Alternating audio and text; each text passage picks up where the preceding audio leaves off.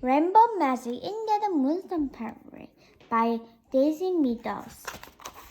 On the right track.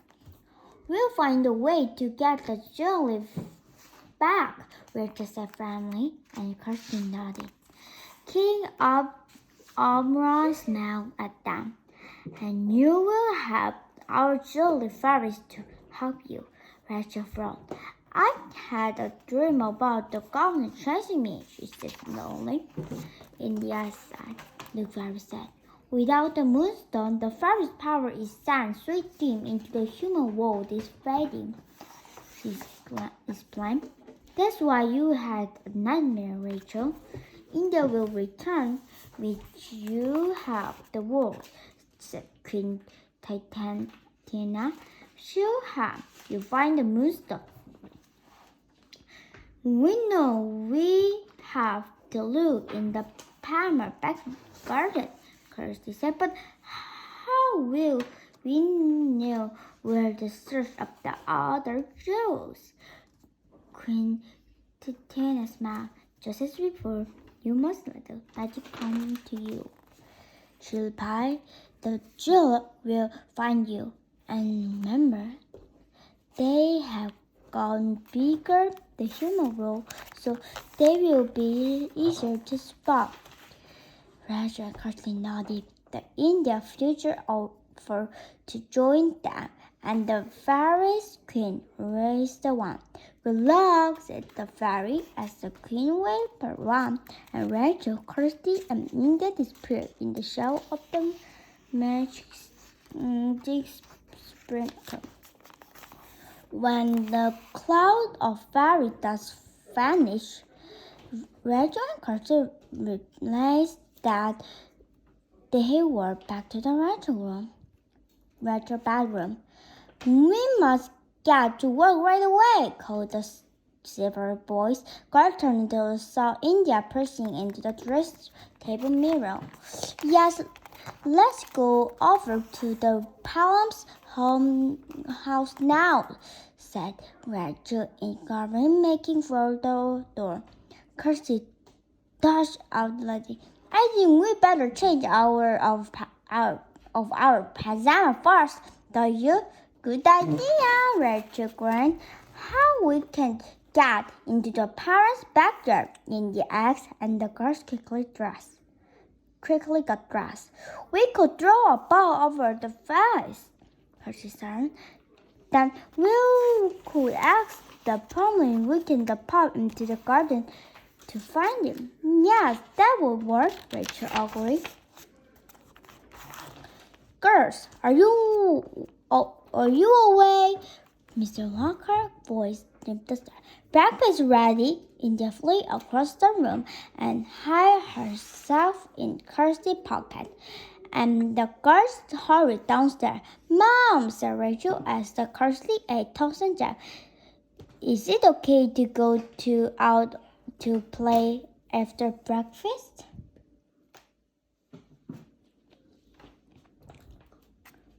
Yes, Miss Walker agreed, but don't go further than the park and be back in time for lunch. Thanks, Mom, Rachel said sleepy out her chin. Kirsty did the same. We need a ball, she whispered as they went to get their jacket. They're one of the set, I think, Rachel replied. The girls found a tennis ball and they set up there down the road. And though it was autumn, it was quite a warm day, and the sun shone down brightly from the blue sky. I hope my moonstone is safe, India said softly, puffing the head of the Kirsty pocket. I wonder if there was any goblin gardening in. We'll soon find out, Rachel replied, stopping in front of the house with a bright red door. This is a Palmer house. The house was only 3 doors away from the Rachel home on the corner of the street. Rachel took a ball out of the pocket, threw up to the corner, and tossed it over the fence into the back garden. Then she joined Kirsty and India get in the front of the house. I'll knock on the door, Rachel said, leading the way up the path. Let's hope they're in, replied Kirsty. Rachel rang the bell, and they waited for quite a while. Just then, Girl and India were starting to give a pop. The door opened. Hello, Rachel, began Miss Palmer. And you must have Kirsty. Rachel told me she had the friend to stay. Hello, Kirsty said funny. Sorry to disappoint you, Miss Palmer, but I'm afraid we just lost our ball over your fence. The postman.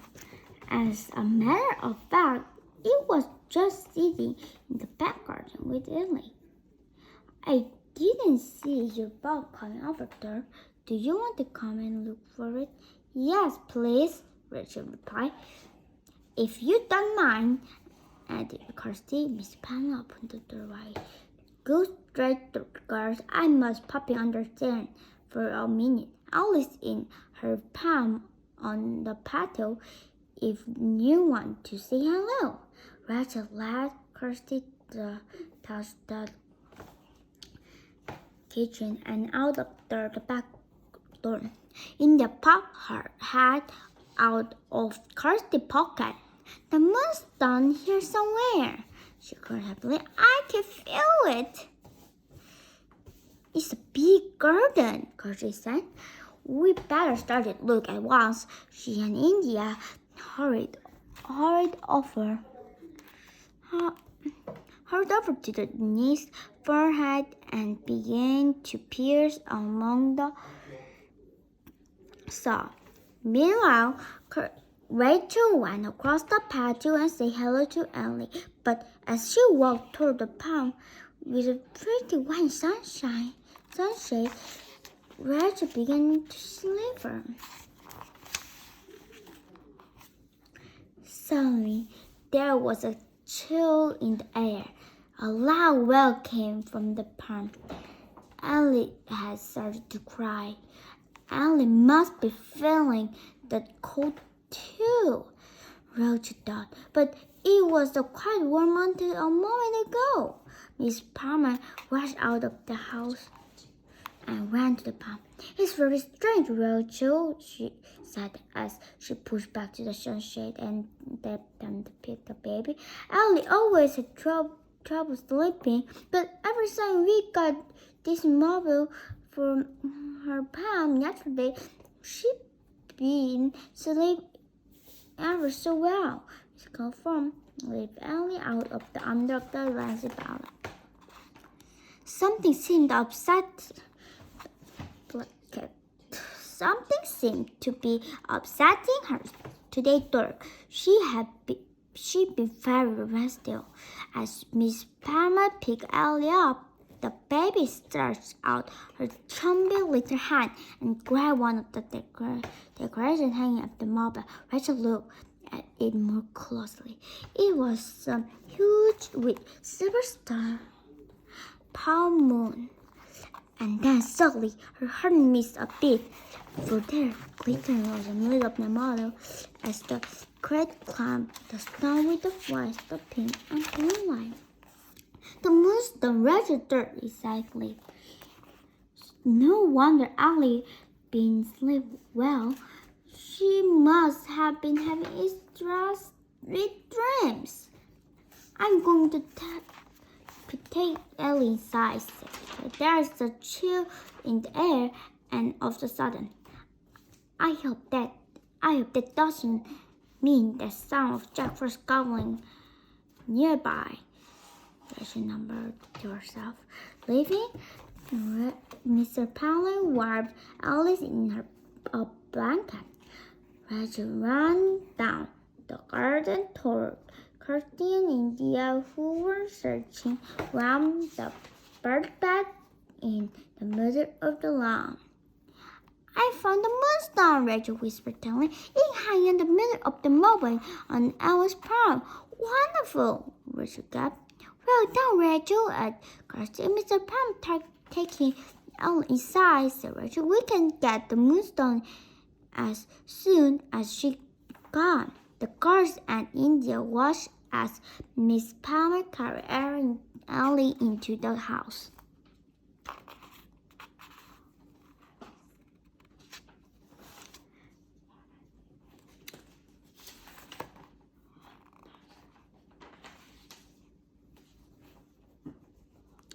Then Rachel and Kirsty embarrassed ran toward the palm with India flying along beside them. But before they reached it, the door was guarded flew away for the crash. Two green goblins rushed out.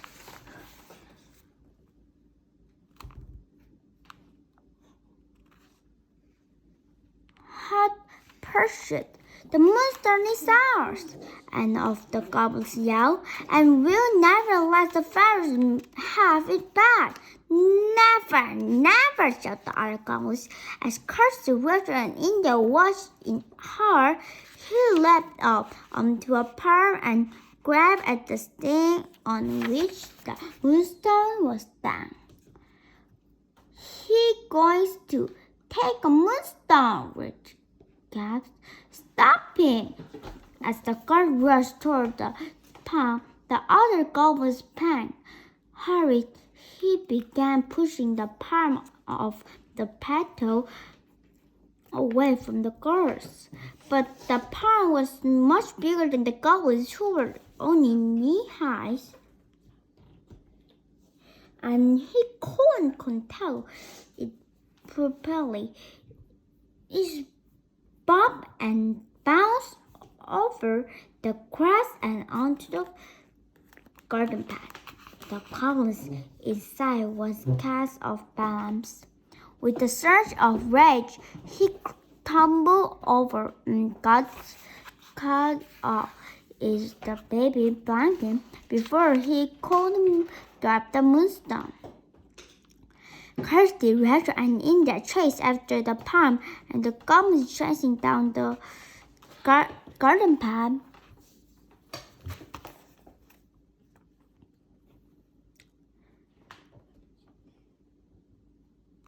Pushing it in front of him. They could see the moonstone swing a window on the model, but they couldn't reach it. The goblins were too far ahead. The palm bounced and jazzed it way along, while the goblins inside was trying to free himself from the tangle of blanket, and he shouted crossly at his friend to stop. And that all of a sudden, one wheel hit a large stone lie up the middle of the path. The train was going so fast that it overturned. Both guns let out stars cried for alarm as they flew toward the air. Then they both landed in the hay, covered the alley sheet of the blanket underneath their furniture. India, can you stop goblins from getting away? Kirsty panted as she and Rachel chased down the path toward the goblins. I have a little dream message which might help send the goblins to sleep, India replied.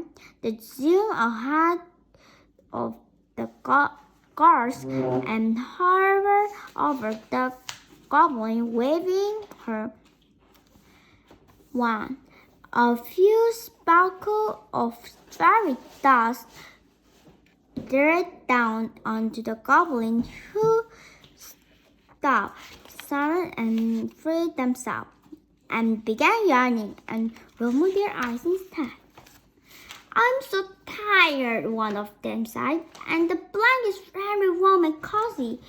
The other one says sleepy, I think I might have a little nap. Me too, the first goblin again.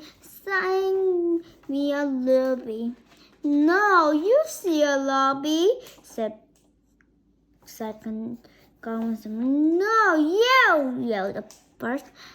They're waking themselves up. They're silly and mercenary. Jessica, what are we going to do? I think I have an idea, Kirsty whispered, turning the goblin. Rock-a-bye, goblin. Veteran India watched as Kirsty began to tuck the goblin side into the blanket. Now send it down, she said softly. Sweet voice, it's time for your nap. The goblin stopped hungering and started yawning. I'm sleepy, the first goblin murmured, lying down under the pink blanket. But the second goblin was trying hard to see their eyes open.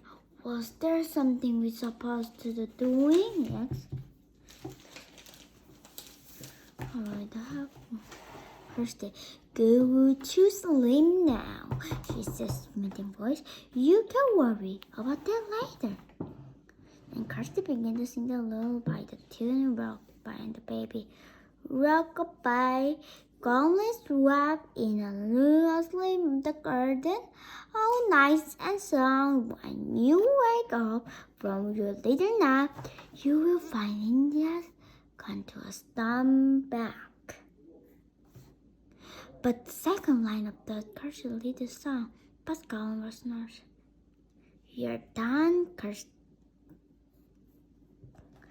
Kirsty returned, but we can't leave the goblin here that Mr. Pan will find it. Leave that to me, India replied. She waved her wand over the large branch with the first branch. The branch drew lower, and the leaf completely covered the sleeping goblin. Perfect, Kirsty delivered. The goblins were green and the leaf, so they'll be well hiding until they wake up. India raised a laugh. They find the rush back to the Jack Frost and tell him they lost the moonstone. India said. They'd be in big trouble. Chuckling Tar. The curse picked up the thumb of the pushing the part2. The Indian was stuck alive. Kirsty carefully took the magic moonstone from the middle of the mobile. It flashed and gleamed in the sunlight. We must spot mobiles, India said. She waved the wand, and a glittering shining bubble appeared upon the moonstone on the mobile, and it caught the light. It sent rainbow colors shining in all directions.